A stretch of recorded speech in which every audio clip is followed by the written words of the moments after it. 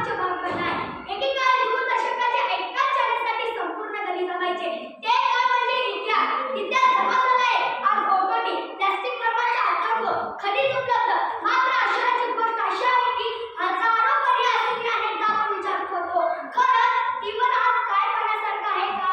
TV म्हणजे केवळ चित्र आणि आवाजाचा मेळ नसून ते माहिती आणि संस्कृती मनोरंजनाचा खिडकी बनला आहे.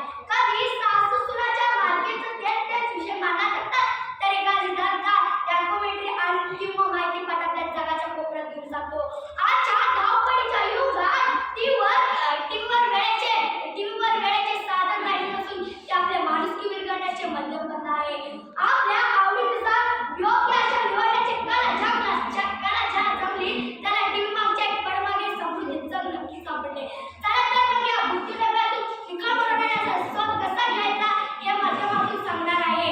ही गोष्ट मध्यमवर्गीय कुटुंबी आहे, जिथं टीव्ही पाहणे हे विरंगुळा नसून रात्रीचा विधी होता. रात्रीचे 8 वाजले होते. जेवण ओटपल्यावर नेहमीप्रमाणे हातात रिमोट घेऊन बसले. काका टीव्ही चालू केला. समोर शेकडो चॅनलची यादी होती. काय गं, आज काय टीव्हीवर पाहण्यासारखं आहे का? त्यांनी जोरात तिच्यामध्ये असलेल्या काकूने विचारलं. काकूनी बाहेर आली, म्हटलं, अहो त्याचं मालिका सासू सुनाच्या भांडणं किंवा तोच रडा. त्यापेक्षा एखादा जुना चित्रपट लाव. काकांनी चॅनल बघायला सुरुवात केली. एका चॅनल होता राजकीय चर्चा, जिथं 5 लोक एकमेकांवर रडत होते. दुसरा चॅनल होता ब्रेकिंग न्यूजच्या सट्ट्याखाली बाबुलबुवा केला जात होता. तिसरा चॅनल होता रिव्हॉल्युशनमध्ये शोधामध्ये रचनात उगाचच रडत होता. 10 मिनिट पल्पिंग केल्यावर काका वैतागले. खरंच एवढं चॅनल्स आहेत, पण बघण्यासारखं कायच नाही. तेवढ्या त्याच्या कॉलेजचा मुलगा राहून तिथे आला. त्यानं पाहिलं की वडील काय रिमोटची कुस्ती केला नाही. तो हसून म्हणाला, बाबा या डब्यात काय शोधताय? आता जग बदललं, जे आवडते ते तुम्ही निवडू शकता. राहुलने टीव्हीला इंटरनेट जोडलं आणि ओटोटी प्लास्टिक फॉर्म उघडला. तुम्हाला काय आवडतं? निसर्ग, प्रवास, इतिहास, एक साधीसुधी गोष्ट. काकांनी विचार करून सांगितलं, मला ते जुन्या किल्ल्याबद्दल पाहायचं आहे. राहुलने एका मिनिटात महाराष्ट्रातील सुंदर डॉक्युमेंटरी लावून दिली. संगीत डॉक्युमेंटरी अप्रतिम चित्रकरण, माहितीपूर्ण संवाद आणि शांत संगीतकार पाहून काका आणि दोघे मंत्रमुग्ध झाले.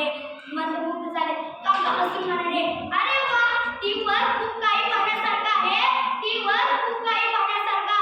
ते कसं शोधायचं ते मला माहित नव्हतं. तात्पर्य, टीव्हीवर काय पाहायचं आहे रिमोटपेक्षा आपल्या आवडीवर निवडून असतं. आजच्या काळात माहिती आणि मनोरंजनाचा खनिज उपलब्ध आहे. फक्त योग्य पर्याय निवडण्याची गरज आहे. आज शेकडो चॅनलची उपलब्ध असताना काय पाहायचं, काय निवडायचं हे पूर्ण स्वातंत्र्य पक्षाकडे आहे.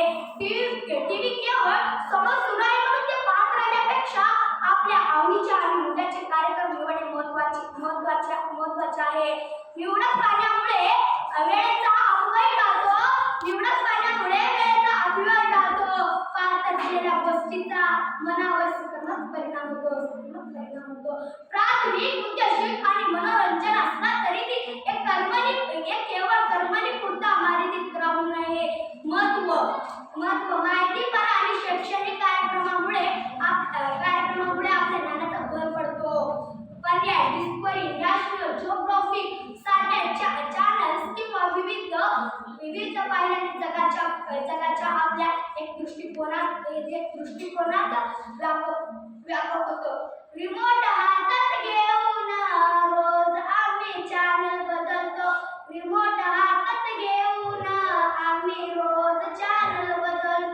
पण नक्की काय पाहायचं